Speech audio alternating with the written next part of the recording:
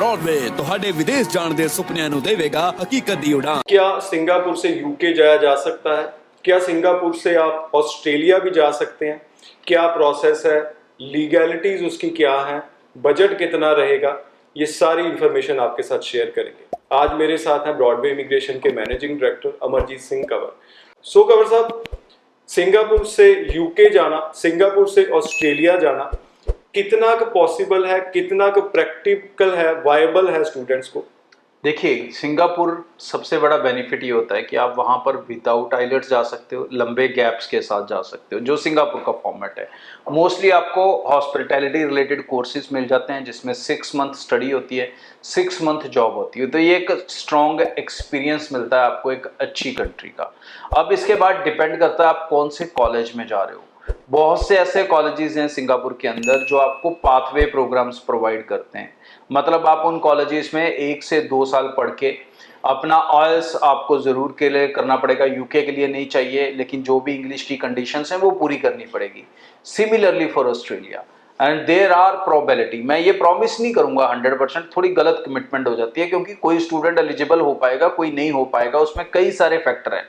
College कौन सा है, कोर्स कौन सा है, अटेंडेंस कितनी है, परसेंटेज कितनी है, पास हुआ नहीं हुआ, बहुत सारे फैक्टर होंगे। तो अगर एक स्टूडेंट अच्छे से अपनी कंडीशंस को मीट कर लेता है तो there is very high probability कि आप वहां से पाथवे प्रोग्राम्स ले सकते हैं और पाथवे प्रोग्राम्स के जरिए आप यूके या ऑस्ट्रेलिया के अंदर अपने फ्यूचर्स इस्टेब्लिश कर सकते हैं। और ये ऑप्शन सिर्फ सिंगापुर नहीं देता, ये ऑप्शन आपको दुबई भी देता है, ये ऑप्शन आपको साइप्रस भी देता है।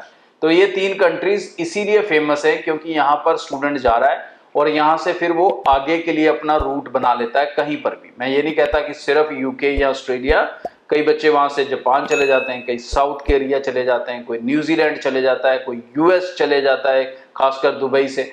तो ऐसी बहुत सी पॉसिबिलिटीज हैं जो आप इन कंट्रीज में जाके क्रिएट कर सकते हो अगर आप यहाँ से डायरेक्टली एलिजिबल नहीं हो उन मेन कंट्रीज के लिए। तो आप अपने जीवन को कहीं ना कहीं तो संघर्ष में डालना पड़ेगा। तो अगर आपने अच्छे से अपनी स्टडी को नहीं किया यहाँ पे, या उसमें डिस्टर्बेंस होगी किसी भी कारणवश, तो उस ट्रैक से जो हम उतर चुके हैं उस ट्रैक पे दोबारा चढ़ना पड़ेगा। तो ये कंट्रीज आपको हेल्प करती हैं कि आप उस ट्रैक में वापस आ सकते हो और वहां से फिर आगे अपनी एक मंजिल की तरफ कदम बढ़ा सकते हो। बजट क्या कंट्रोल में रहता है? आउट ऑफ कंट्रोल तो नहीं हो जाता? नहीं, अगर हम इन कंट्रीज की बात करें, खासकर सिंगापुर की हम बात करें, तो जो ऑलमोस्ट बच्चे का बजट रहता है वो 6 लाख मैक्सिमम, मैं कहूँगा अच्छे से अच्छे कॉलेज का भी 6 लाख के अंदर अंदर उसके तकरीबन सारे एक्सपेंसेस पूरे हो जाते हैं, including tuition fee and embassy and और बाकी जो माइनर एक्सपेंसेस है। इवन टिकट भी बहुत से केसेस में बीच में इंक्लूड हो जाती है।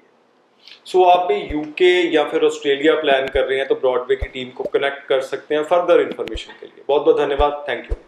ब्रॉडवे ਤੁਹਾਡੇ ਵਿਦੇਸ਼ ਜਾਣ ਦੇ ਸੁਪਨਿਆਂ ਨੂੰ ਦੇਵੇਗਾ ਹਕੀਕਤ ਦੀ ਉਡਾਨ।